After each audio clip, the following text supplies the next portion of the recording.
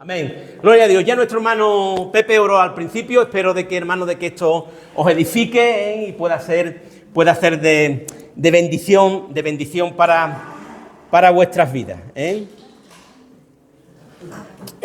Podamos tener un tiempo rico de lo que el Señor nos está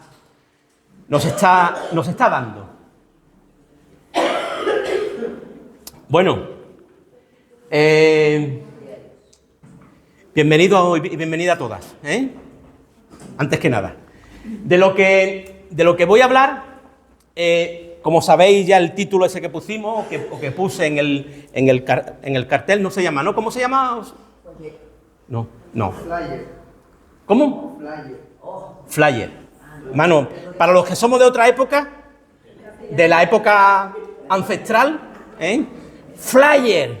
Yo decía, Josué, me tiene que hacer un cartel. Miguel, Flyer. Un folleto es lo que tú das en la calle, Mari, cuando sales a predicar, das un folleto. Un cartel es un cartel. Pero eso es un flyer, para que lo sepamos, un flyer. Pues bien, hermanos, análisis, prueba y veracidad de la resurrección.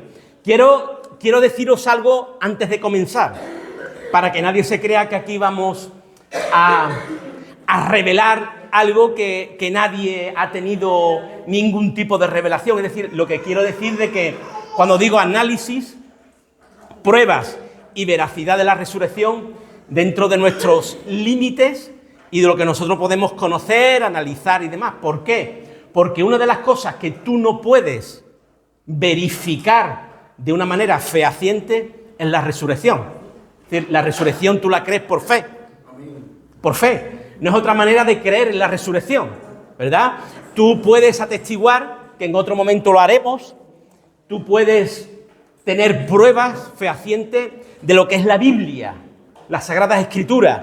Tú puedes traer y ver distintas pruebas de que la palabra de Dios es cierta, hay cosas tangibles que tú las puedes tocar. Pero cuando tú hablas de la resurrección, vamos a hacer una prueba. ¿A qué le hacemos una prueba? No tenemos el cuerpo, no tenemos nada. Por lo tanto, la resurrección es algo que hay que creer por fe, por fe. Pero dentro de eso, nosotros vamos a intentar, por lo menos por lo que yo he estudiado, he podido investigar de una manera, hermano, sencilla, tampoco porque he quitado muchas cosas, porque estuve ahí compartiendo sobre textos de la Cueva del Qur'an y de otros que lo he quitado, sencillamente para ver dentro de nuestras posibilidades cuestiones que nos puedan interesar para alguna manera verificar, analizar la resurrección de nuestro Señor Jesucristo. ¿Amén, hermanos? Amén. Bueno, pues ahí tenemos lo primero que son las bases e hipótesis negacionistas de la resurrección.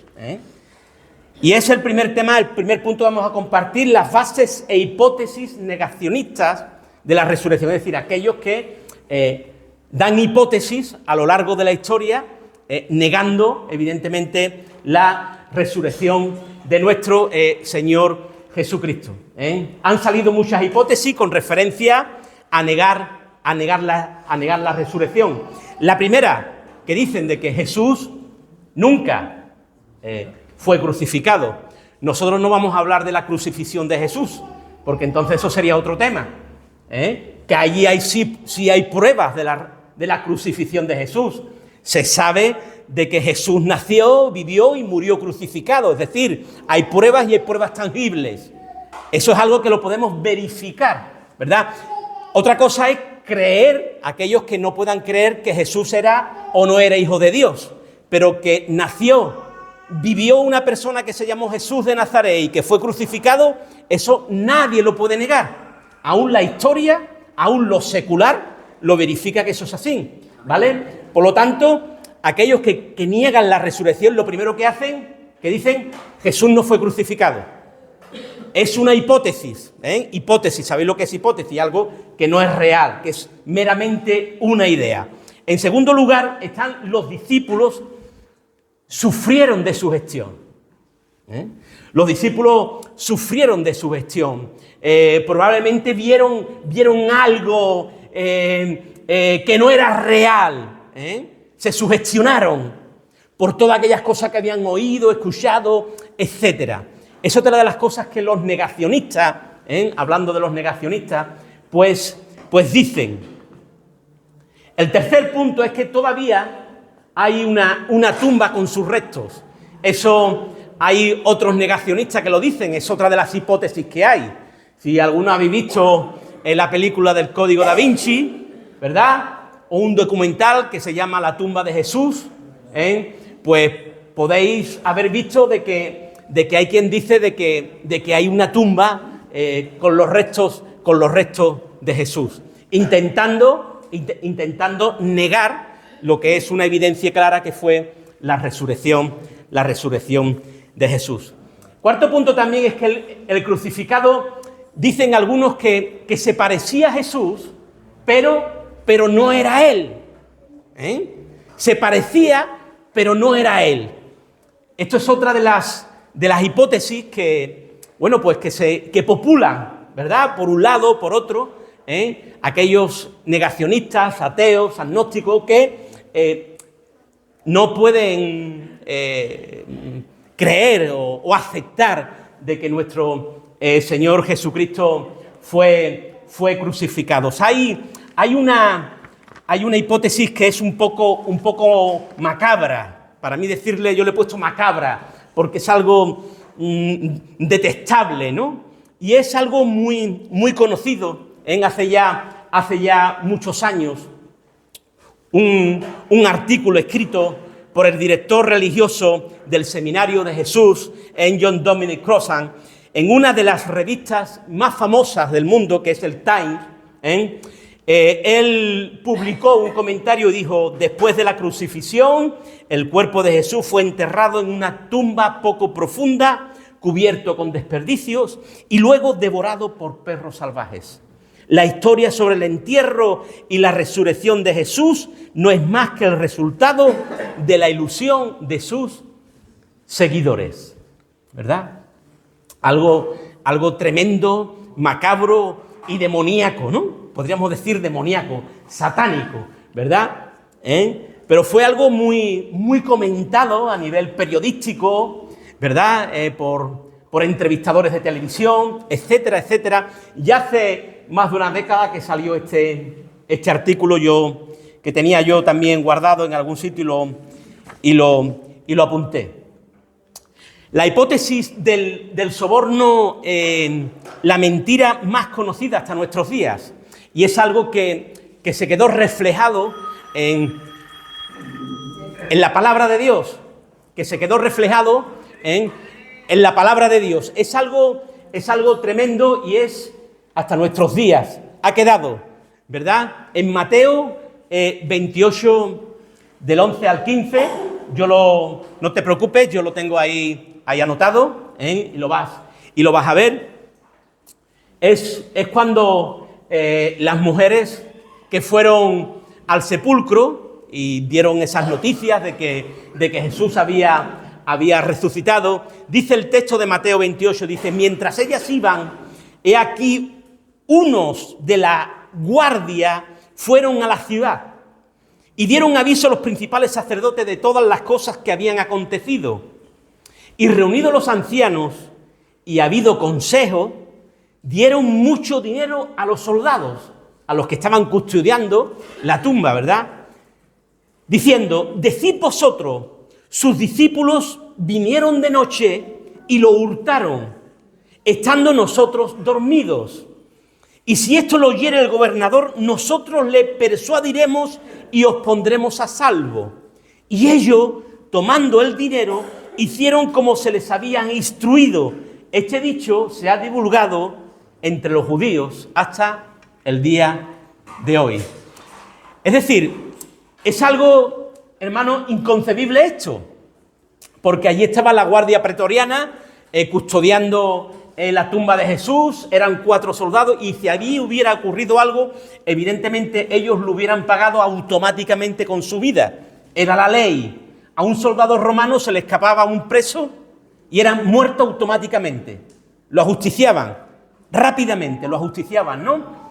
Eso es algo que realmente, posiblemente, es inaudito, ¿no? Que esto hubiera ocurrido, ¿no? Entonces, dice de que los principales sacerdotes allí, cuando vieron a los soldados y le contaron lo que habían dicho, le dijeron: oye, mira, nosotros os vamos a pagar un dinero, pero no decir a nadie de que el cuerpo de Jesús no está, decir que lo han robado, que lo han hurtado, y nosotros os vamos a pagar el dinero. Esta es de las hipótesis que recorren más y son más conocidas dentro de los negacionistas de la resurrección. Muchas fueron las hipótesis, pero quiero deciros de que todas tienen algo en común. Todas tienen algo en común. Y es que la tumba se quedó vacía. Esto todos lo tienen en común. La tumba se quedó vacía. Esto es algo que tenemos que tener claro. La tumba, hermanos, estaba vacía. Allí no se encontró nada, allí lo que se encontraron fueron los lienzos, ¿verdad?, el sudario, etcétera, etcétera, etcétera. Vamos a ver las bases, en el segundo punto, las bases históricas, históricas, desde una perspectiva histórica. Y quiero que ahora, bueno, pues tengas un poquito de la mente lo que vamos a compartir, porque esto es muy interesante. Esto es interesante. Hay ahí algunos escritores, entre ellos Talus, un escritor, 52, nació antes, pero hasta el 52 después de Cristo, el primer historiador no cristiano que escribió sobre la muerte de Jesús y las tinieblas de aquella noche.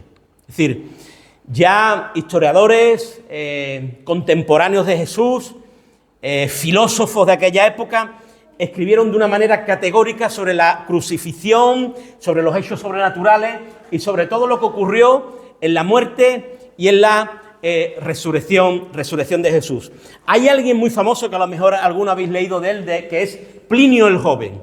Él, si tú eres de los que te gusta la teología y lo tienes que tener algún libro o algunos comentarios, porque este Plinio el Joven habla mucho sobre los tiempos de Jesús allí en el Imperio Romano y de una forma muy categórica de lo que hizo Jesús a nivel de milagros y demás, ¿no?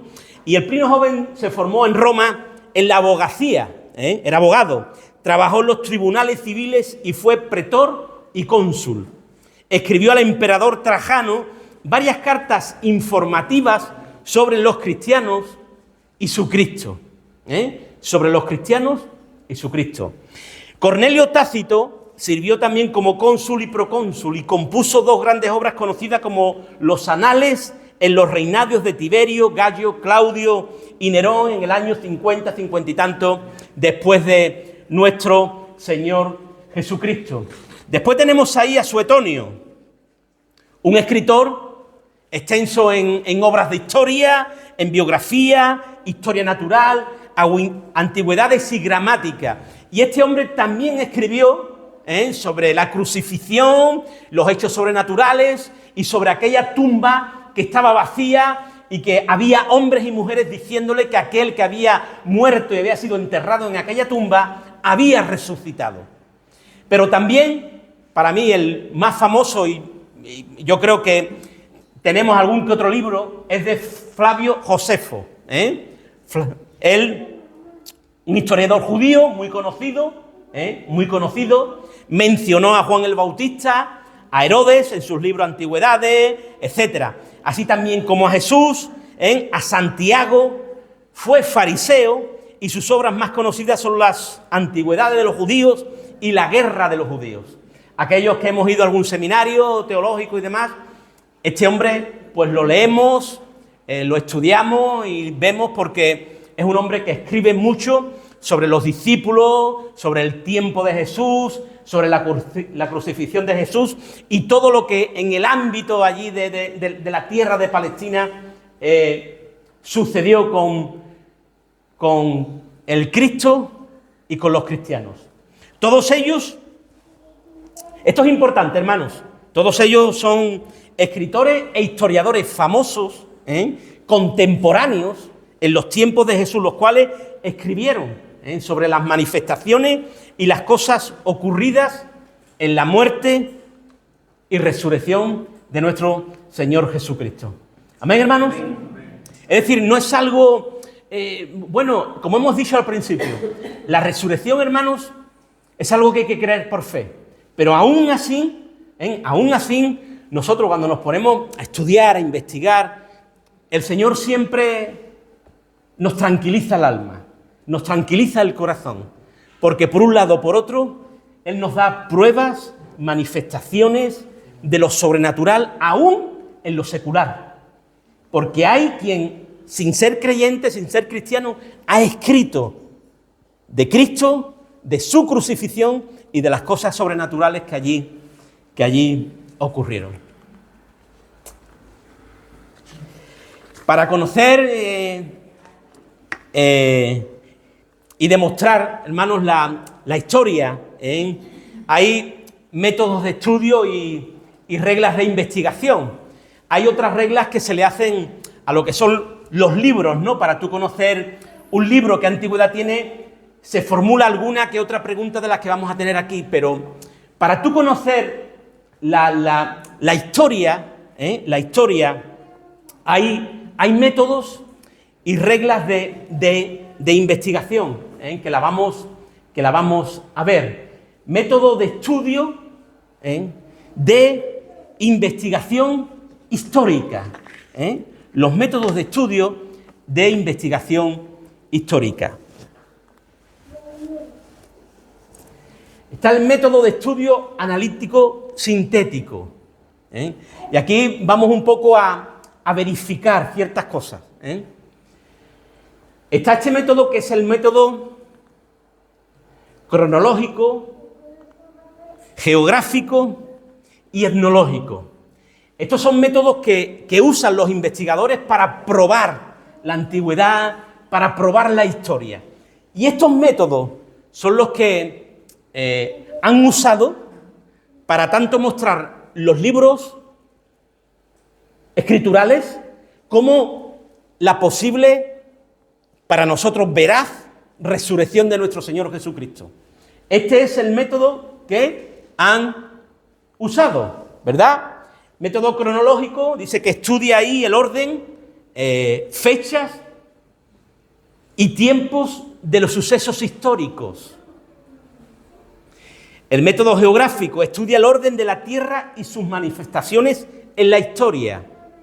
Y el orden etnológico estudia las razas, los pueblos, diferencias físicas, psíquicas e historia.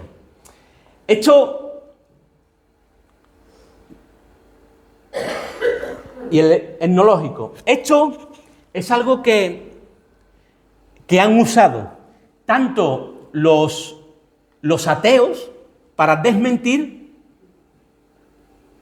como los creyentes para testificar, ¿verdad?, la veracidad de la resurrección. Es decir, estos métodos se han usado para decir que no fue posible, y estos mismos métodos, dicen en la historia que sí fue posible. Por lo tanto, estos son métodos que se usan de una manera, ¿verdad?, de investigación, métodos de estudio, para contribuir a todo esto. Quiero decirte de que están el método de manera general, y ahora estos métodos usan reglas, reglas de investigación, y ahí nos podemos encontrar la arqueología, la paleontología, iconografía, genealogía, paleología. Todo esto son las reglas que ya tú tienes para llegar al analítico sintético. Aquí si hay algún hermano o hermana que ha estudiado teología en el ámbito de la hermenéutica, sabéis que la hermenéutica es la manera de llegar a la palabra y poder interpretarla, pero tú ahora usas reglas para tú poder interpretar la palabra. La hermenéutica es el estudio general, pero ahora tú tienes herramientas, ¿verdad? Herramientas. Tiene la literatura, tiene lo gramatical, tiene la lengua, etcétera, para tú poder verificar esa hermenéutica que tú haces. Aquí es lo mismo. El método de estudio es ese analítico sintético con esos tres grandes focos, pero ahora se abre y tú empiezas a usar métodos, reglas, para llegar y poder verificar aquello que estás investigando, ¿verdad? La arqueología, ciencia que estudia, describe e interpreta una sociedad pasada, ¿verdad?, a partir de sus restos materiales. ¿Sabéis lo que es la arqueología? Esa ciencia que describe, interpreta los restos que se puedan encontrar y averiguar qué sociedad estuvo ahí viviendo. Eso se ha usado. Está, como hemos visto antes, la paleontología, una ciencia que trata y estudia los seres orgánicos cuyos restos se encuentran fósiles. Está la iconografía, es el estudio, el análisis e interpretación de imágenes, símbolos y atributos presentes en antigüedades y obras de arte. Está la genealogía, es la ciencia que estudia el seguimiento ascendente y descendente de los seres humanos. Está la paleología, que estudia las lenguas antiguas. Y lo más simbólico, general e importante, la antropología, ciencia que estudia al ser humano de una forma integral, cuya rama es la etnología, que pasa a estudiar la raza, pueblos, e investiga sus diferencias físicas y psíquicas y las leyes de su desarrollo. Todo esto se ha usado para verificar todos los acontecimientos que sucedieron allá en el monte Gólgota y después en una tumba que el dueño era un tal José de Arimatea y que se enterró a alguien llamado Jesús, que resulta ser Rey de Reyes y Señor de Señores. Amén.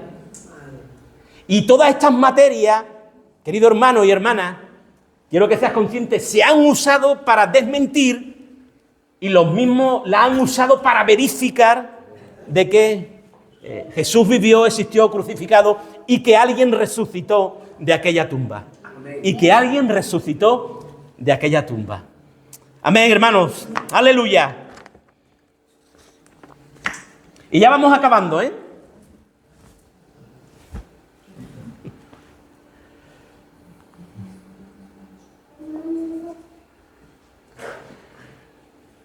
Bases históricas, de investigación y bíblicas, y bíblicas.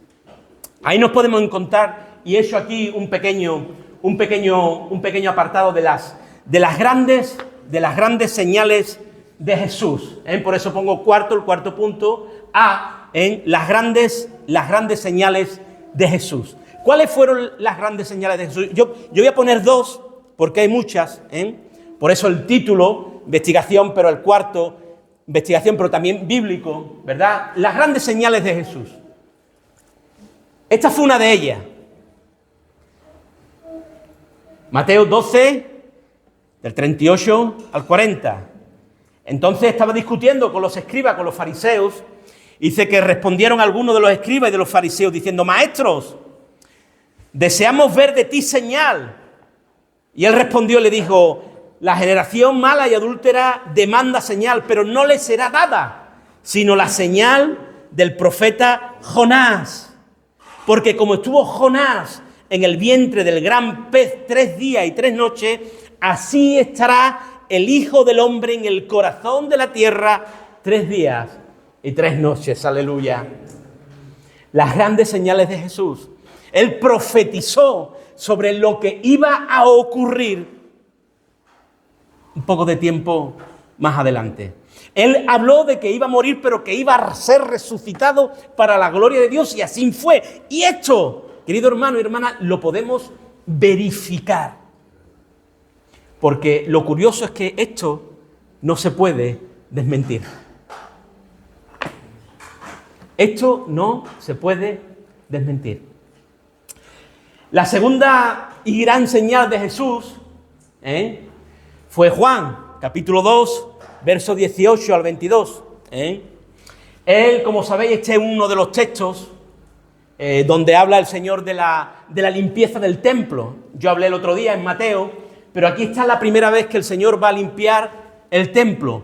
Y seguidamente de ese acto llegan allí los judíos, ¿verdad?, que le van a decir, Señor, ¿qué señal nos muestras ya que haces esto? Es decir, ya que has hecho lo que has hecho aquí en el templo, que has limpiado, has entrado, has hecho un acto de cuerda. Ahí es donde el Señor hace el acto de cuerda. Antes, capítulo 2, y va a limpiar el templo, y va a hacer lo que va a hacer.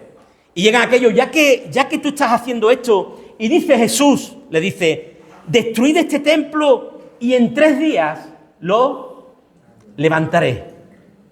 Dijeron luego los judíos, en 46 años fue edificado este templo, mirando lo que allí estaba construido, las piedras del templo, y tú en 3 días lo levantarás. Mas él hablaba del templo de su cuerpo. Por tanto, cuando resucitó de entre los muertos, sus discípulos se acordaron que había dicho esto y creyeron la escritura y la palabra que Jesús había dicho. Aleluya. Qué bueno, ¿no? Jesús, grandes señales del Señor, y Él mismo va a hablar, va a profetizar, va a verificar todo lo que poco después iba a acontecer, que Él iba a ser levantado de la tumba con poder y gloria. Él iba a resucitar. Palabra de Jesús. Proféticamente hablando, palabra que se cumplió de una manera tremenda y gloriosa cuando Jesús habla de esas grandes señales. Hermano, las pruebas de la resurrección de Jesús se agrupan en 3 puntos generales y diferentes.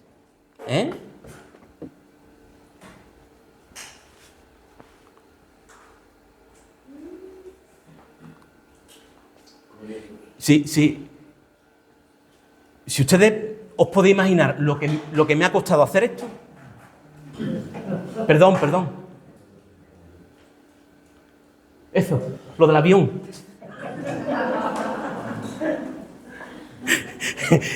El del flyer lo sabe. Que no estaba poniendo. Hasta que ya, mira, estoy aquí. Llevaba 3 días.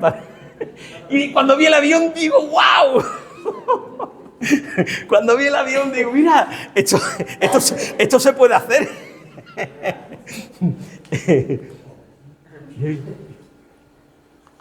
Mira. Qué bueno. Hermanos, las pruebas de la resurrección en esos 3 grupos principales. En primer lugar, la tumba vacía. En segundo lugar, las apariciones post-mortem de Jesús. Y en tercer lugar, el origen de la creencia de los discípulos de la resurrección de Jesús. Esos son los 3 grandes bloques que nosotros podemos enmarcar ciertas pruebas, amén, de la historia, bíblicamente, de investigación, de los distintos puntos generales de la muerte de Jesús. La tumba vacía, en primer lugar, la tumba vacía. Escritos judíos dicen que la tumba estaba vacía.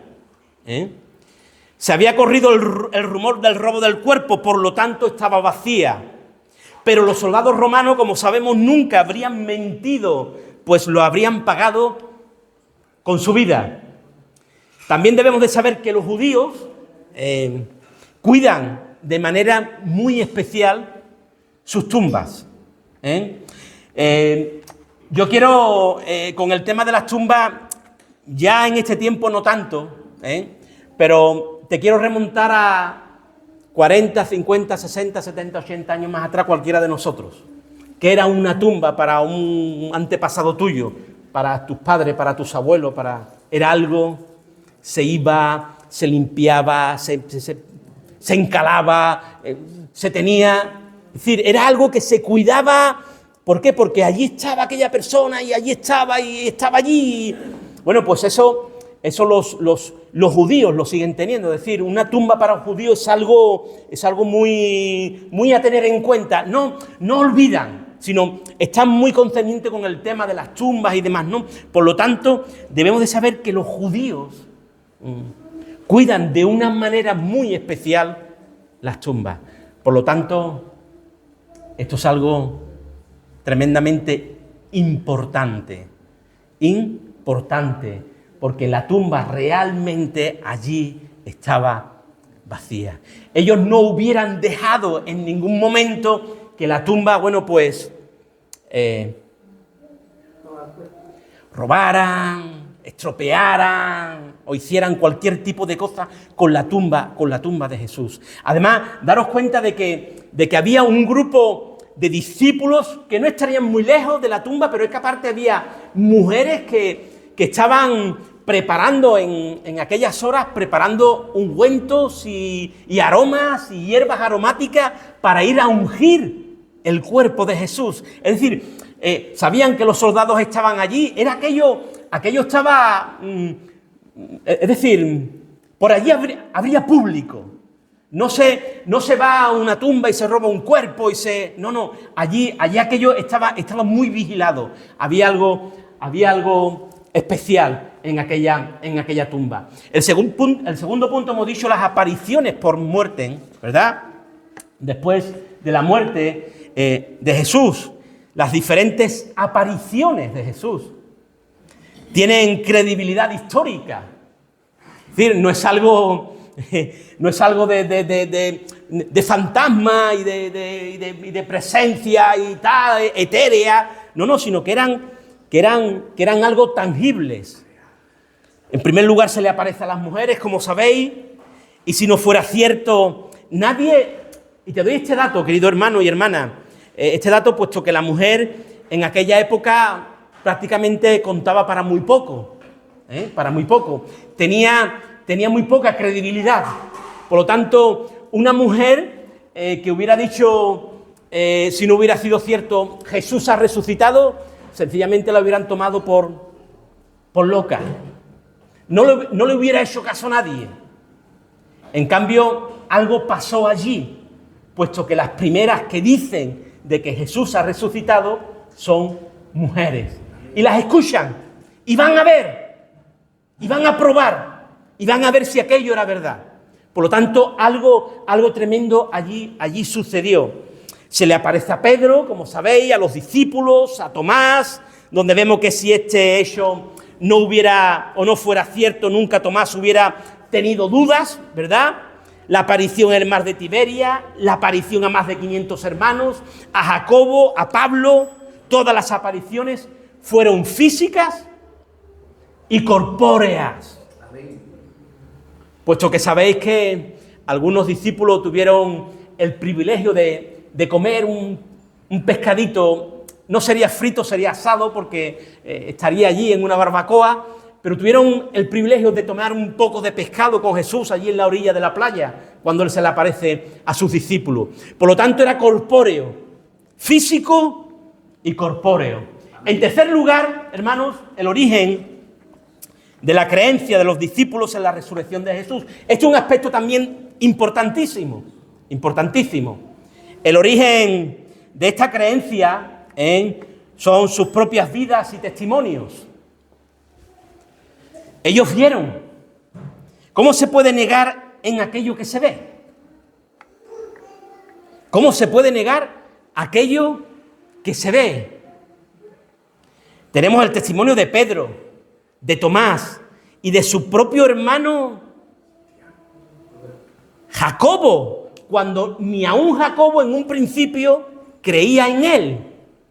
Es decir, fue algo drástico, como pongo ahí lo que pasó en su hermano Jacobo, hermano de sangre. Y ahí en el capítulo 7 de Juan podemos ver de que Jesús le dice a su propio hermano que no cree en él. El propio hermano de Jesús no creía en él, hasta que después realmente él es convertido, está con los apóstoles, recibe el poder del Espíritu Santo y después es uno de los principales de la iglesia en Jerusalén. Ya en Hechos ahí 15-13 se ve como líder de la iglesia. Los apóstoles fueron testigos de la vida resucitada del Señor. Me gustaría que fuéramos a Lucas, por ejemplo, 24-48, si lo tienes ahí.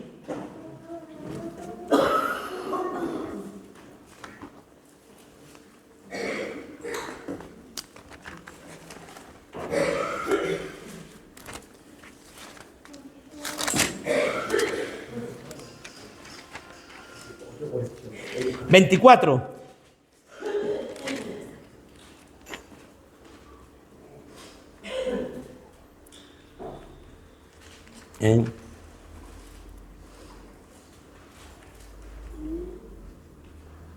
Sabéis que está hablando del contexto de aquellos que iban por el camino de Maús, y Jesús se le presenta a ellos.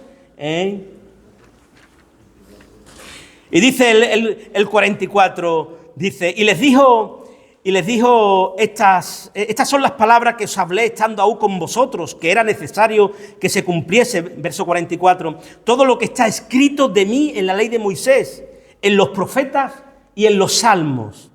Entonces les abrió el entendimiento para que comprendiesen las Escrituras y les dijo, así está escrito, y así fue necesario que el Cristo padeciese y resucitase de los muertos al tercer día, y que se predicase en su nombre el arrepentimiento y el perdón de pecados en todas las naciones, comenzando desde Jerusalén. Y vosotros sois testigos de estas cosas. Aleluya. Y vosotros sois testigos de estas cosas. Y todos esos textos que están ahí, en Hechos, capítulo 2, capítulo 3, capítulo 4, capítulo 5, el 10, el 13, el 22, el 26, son textos que resumen lo que fue la resurrección y aquellos testigos que vieron ocularmente a Jesús y que ha quedado plasmado en las páginas de la palabra del Señor. Aleluya. Pero algo que yo sé que conoces, pero quiero leértelo en esta tarde, Primera de Corintios, capítulo 15, dice, para no leer, ¿verdad?, todos los textos, Primera de Corintios, capítulo 15.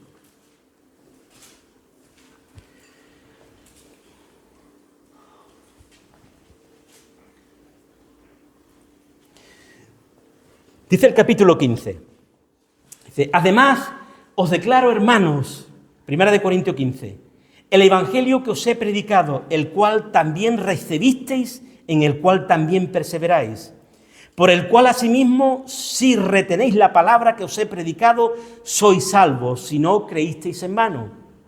Porque primeramente os he enseñado lo que asimismo recibí, que Cristo murió por nuestros pecados conforme a las Escrituras, y que fue sepultado, y que resucitó al tercer día conforme a las Escrituras, y que apareció a Cefas, y después a los 12.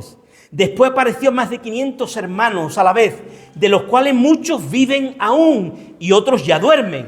Después apareció a Jacobo, después a todos los apóstoles, y al último de todos, como a un abortivo, me apareció a mí, porque yo soy el más pequeño de los apóstoles, que no soy digno de ser llamado apóstol porque perseguí a la iglesia de Dios.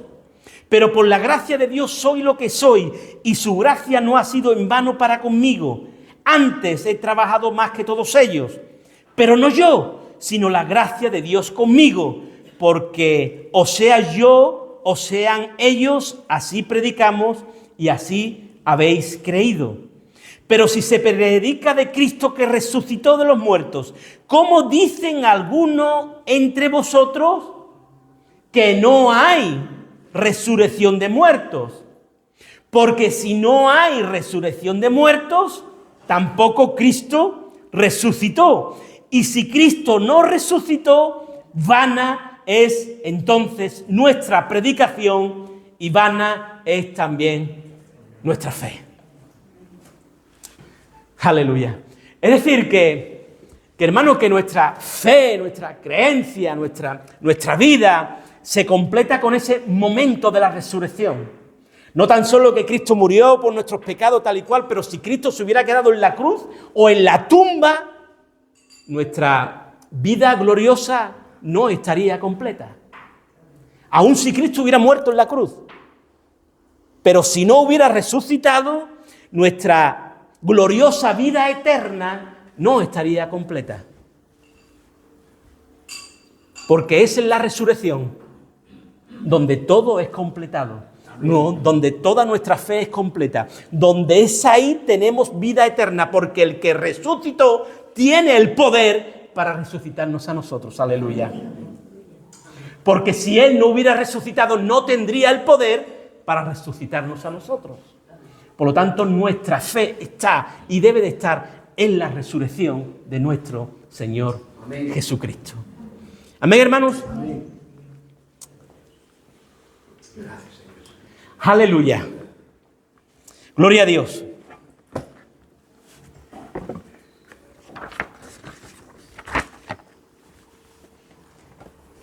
Concluimos.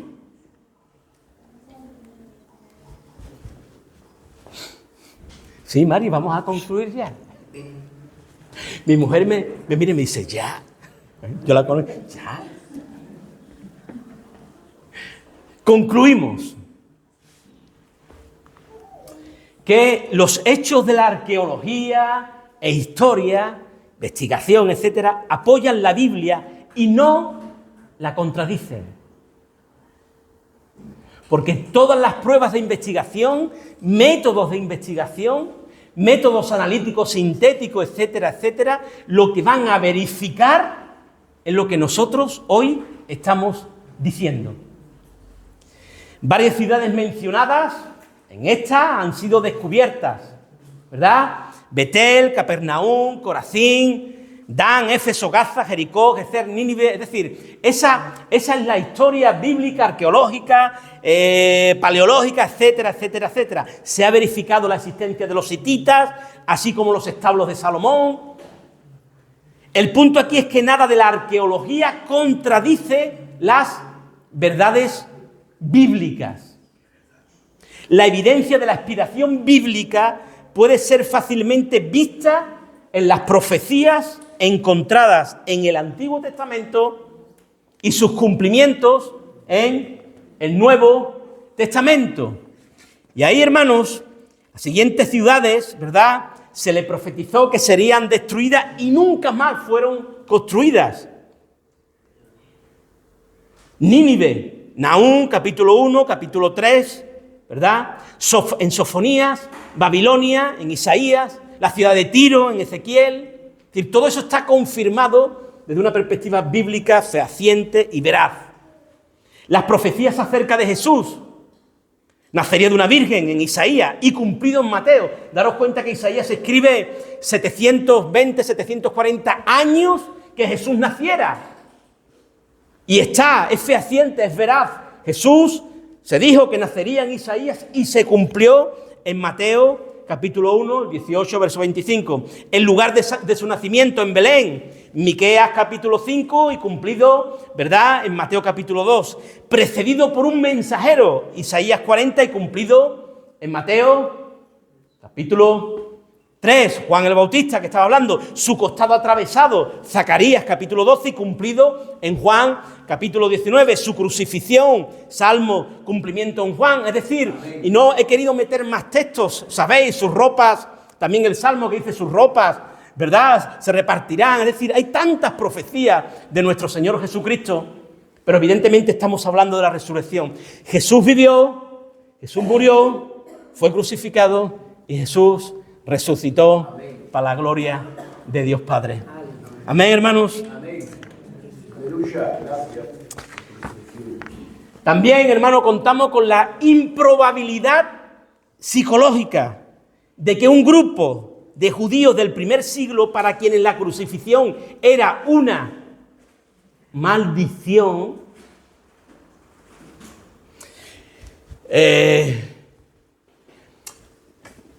para un judío la crucifixión era eso, era algo maldito. Es como, no sé, es como si tú hoy en tu casa tuvieras a un pedrasta, asesino de niños, no sé, algo, ¿no? Algo, pues para un judío la cruz era eso, algo maldito, algo de delincuencia de lo más depravado. Por eso, hermano, no pudieron inventar una religión, un pensamiento, una filosofía, una doctrina cuyo fundador fue crucificado por los romanos. No lo podrían haber hecho, porque para ellos la cruz era algo maldito. Y en segundo lugar, de que estos mismos judíos muriesen por algo que creían ser un tremendo engaño, una mentira que ellos mismos habían creado. ¿Cómo van a morir por algo que ellos mismos habían creado? Tú puedes morir por algo que es verdad, que es cierto, pero no por algo que es irreal y mentira. Pero por eso ellos murieron como mártires. ¿Por qué? Porque no podían negar lo que había hecho real. Los apóstoles, hermanos, dieron testimonio de la resurrección de Jesús con palabras, incluso con sus propias vidas. Incluso con sus propias vidas dieron todo lo que ellos tenían. Sabían lo que a ellos les iba a ocurrir. Ellos no podían negar lo que habían visto y sabían que iban a hacer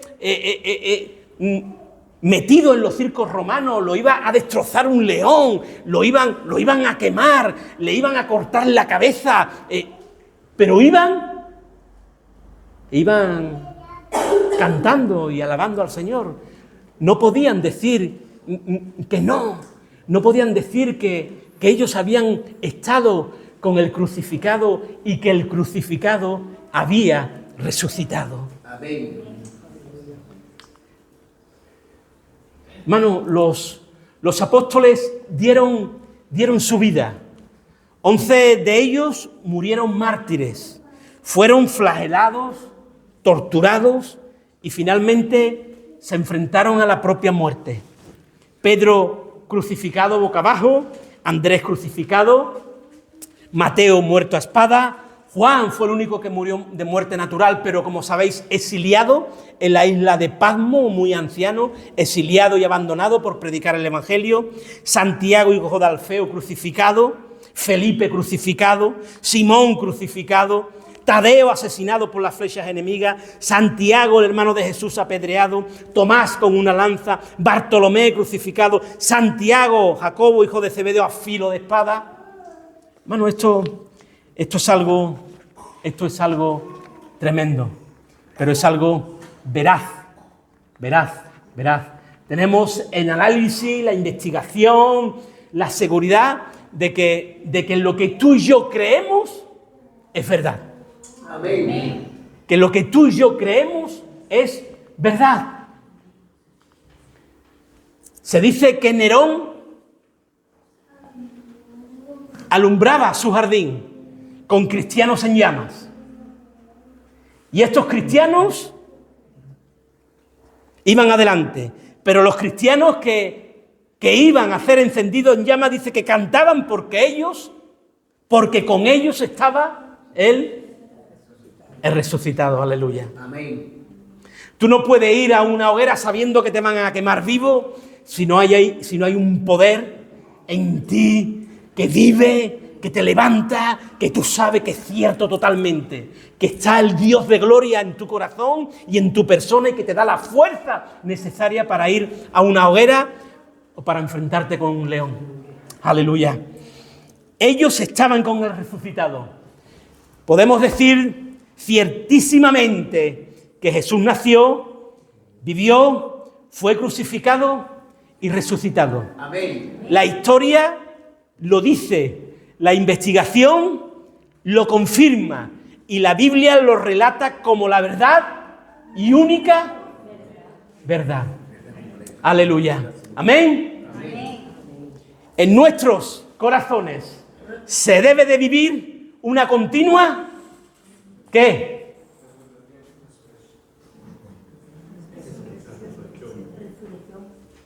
Una continua resurrección para la gloria de Dios. Amén, hermanos. Pues Dios te bendiga. Dios te bendiga, querido hermano y hermana. Dios te bendiga. Que el Señor os bendiga.